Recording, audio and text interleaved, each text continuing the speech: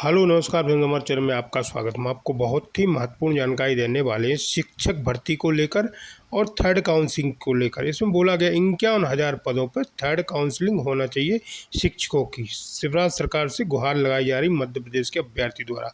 आज ज्ञापन सौंपा गया शिक्षा मंत्री जी को, शिवराज सिंह चौहान जी को, और स्पष्ट बोला गया है कि 51,000 पदों पर भर्ती की जाए। ठीक है, आज मध्य प्रदेश के अभ्यर्थी भोपाल में शिक्षा मंत्री जी को ज्ञापन सौंपा गया है। अब मध्य प्रदेश के अभ्यर्थियों का क्या कहना है, शिक्षकों के 51,000 पदों पे काउंसलिंग क्यों नहीं हो रही। जगदीश शास्त्री जी ने स्पष्ट बताया है। ठीक है फ्रेंड्स, ये पात्रता परीक्षा उत्तीर्ण अभ्यर्थी हैं। इनने बताया कि संगठन एकजुट नहीं है, कोई भी अभ्यर्थी भोपाल नहीं पहुंचना चाहता है और न संगठन का साथ देना चाहता है। इस कारण पद वृद्धि नहीं हो पा रही। पूरी विस्तार से मैं जानकारी दे रहा हूँ और एक वीडियो भी दिखाने वाला। वीडियो में बने रहे। वीडियो अच्छा लगे तो लाइक और चैनल को सब्सक्राइब जरूर कर लें ऐसी अपडेट पाने का। और मैं देना चाहूंगा कि बहुत जल्द ही हम एक बड़ा आंदोलन करेंगे और सोशल मीडिया के माध्यम से नेतृत्वकर्ताओं के संपर्क करने से उनसे भली भांति समझ बूझ करके कोई एक तारीख निश्चित की जाएगी। अब आशा है कि सभी लोग एक सूत्र में बंधकर जुड़ेंगे और आंदोलन करेंगे। बिल्कुल, मैं बताना चाहूंगा जवाबदेह इसमें जनप्रतिनिधि और आला अधिकारी तो हैं ही हैं, साथ में शिक्षक भर्ती 2018 की पात्र भर्ती भी जवाबदार है। अब आप कहेंगे वो किस लिए? वो इसलिए कि मैंने कक्षा 6 में एक श्लोक पढ़ा था। मुझे आज शिक्षक भर्ती 2 में रह गई है। क्या कमी है? वो ऐसे जैसे हमारे नेतृत्वकर्ता माननीय रघुवंशी जी हैं, विजय जी हैं और श्यामलाल रविदास जी हैं, और नारी शक्तियों में हमारी रक्षा मैडम है, हमारी रचना मैडम है। ये लोग रात दिन हम सबके लिए संघर्ष कर रहे हैं जी। अब हमारा भी कुछ कर्तव्य बनता है कि हम इनका साथ दें, क्योंकि कहा गया है संघे शक्ति कलौ युगे। अब कलयुग में केवल संगठन में ही शक्ति है। अब ये लोग कितना भी त्याग और संघर्ष कर लें, जब तक हम इनका साथ नहीं देंगे तब तक सफलता मिलने वाली नहीं है। अब हमारी स्थिति वो सोए हुए शेर की तरह है। जैसे शेर आलस में सोया है, वो सोच रहा है कि कोई हिरण आएगा और मेरे मुख में घुस जाएगा। ठीक वैसी ही स्थिति है पद वृद्धि और थर्ड काउंसलिंग की। मैं निश्चित रूप से कहूंगा कि आज सब दिवा स्वप्न देख रहे हैं। ऐसा कोई आधिकारिक आदेश है न किसी बड़े जनप्रतिनिधि का बयान है कि जिससे ये सिद्ध होता हो कि पद वृद्धि और थर्ड काउंसलिंग होगी। मुझे तो ये लगता है नहीं होगी। यदि ऐसा रहा या तो नहीं, लेकिन लगातार आपके अभ्यर्थी गिने चुने लोग हैं। मैं देखता हूँ, वीडियो में देखा, भोपाल में देखा, सागर में देखा, गिने चुने लोग हैं, लेकिन जिनको जाना चाहिए। आपने जैसा श्लोक बताया है, जैसे आपने कहानियां से चरितार्थ किया है कि कोई व्यक्ति कोई भी जब तक आप संघर्ष नहीं करेंगे तब तक आपको खाने को नहीं मिलेगा। आप सोचें कि हम परिश्रम न करें, मेहनत न करें, आपके मुंह में खाना चला जाए। संघर्ष तो करना होगा, परिश्रम करना होगा। देखिए, आज की स्थिति में भारत सरकार में महिलाएं 50% आरक्षण की हकदार है। 50% उनका अधिकार है हर क्षेत्र पर। लेकिन जब आंदोलन की बारी आती है तो कहीं रक्षा मैडम, कहीं रचना मैडम, 2-4 गिनी चुनी महिलाएं रहती हैं। अधिकार, नौकरी इनको सबको चाहिए, लाभ सबको चाहिए, सब कुछ चाहिए, बराबरी से इनको सब कुछ चाहिए। लेकिन जब आंदोलन की बात आएगी तो ये बहानेबाजी करेंगी कि मुझे नहीं जाना, मेरे छोटे छोटे बच्चे हैं, मेरे घर में काम है, मेरे घर में बीमार है, फलना है, ढमका है। तो ऐसे करके देखिए, ना तो वो थर्ड काउंसलिंग होने वाली है और ना ही पदवृद्धि होने वाली है। इसलिए मैं कहना चाहूंगा कि सबसे पहले तो हम सब पात्र अभ्यर्थियों को इस लड़ाई को अंतिम रूप में लड़ना पड़ेगा।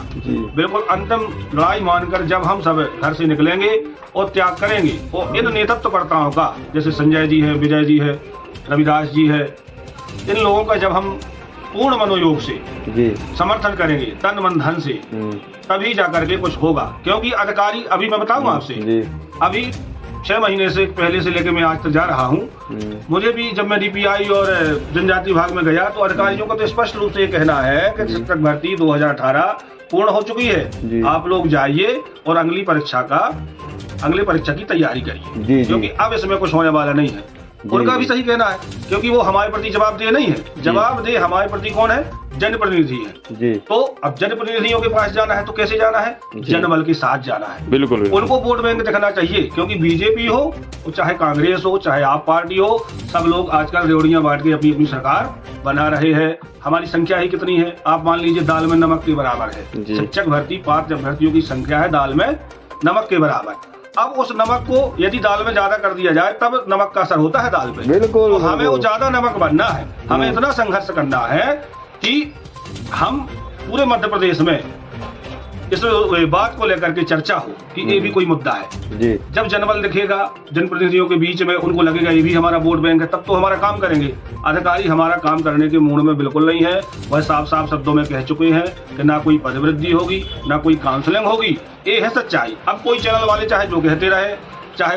अभी हाल में शिक्षा मंत्री के निवास पर चयनित शिक्षक पहुंचे हैं और उन्होंने शिक्षा मंत्री के सामने गुहार लगाई है कि साहब हम भी लाडली बहना योजना है, हमारा अधिकार दीजिए।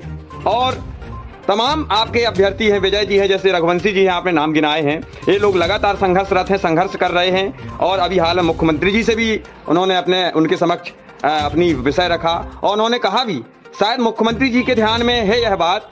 जब आपने देखा होगा उस वीडियो में देखा है, खबर भी चलाई, उन्होंने कहा कि हम ये तो हो नहीं गया, आपका एक काम तो कर दिया। तो रघुवंशी जी ने, तमाम उनकी टीम ने कहा है कि साहब थोड़ा और बचा है। तो मतलब मुख्यमंत्री जी के संज्ञान में यह विषय है। देखिए, संज्ञान में तो है, लेकिन बिना स्वार्थ के कोई काम करता नहीं है। मुख्यमंत्री जी को, शिक्षा मंत्री जी को ये दिखना चाहिए कि हम फला काम करेंगे तो हमें क्या लाभ होगा। जी, ठीक है ना। अब उनको भी वोट बैंक दिखना चाहिए, जनबल दिखना चाहिए। अब गिने चुने 2-4 लोग लगे हैं संघर्ष में, जिससे मुझे लगता है ज्यादा कुछ होने वाला नहीं है।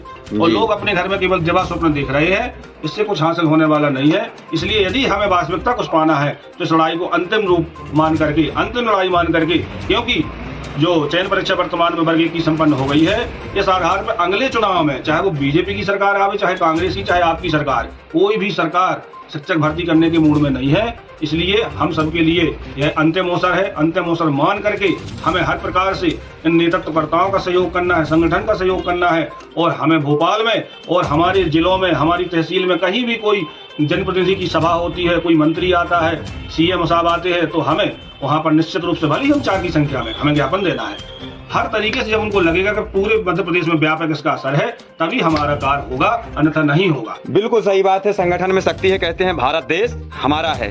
हर लड़ाई जनबल के साथ जीती जाती है, हर संघर्ष बिल्कुल जनबल का होता है। बिल्कुल राजदीप जी, हर राजनीतिक रैली हो, जनबल है तो वह रैली सफल है, हर जनबल है तो आपका आंदोलन सफल है।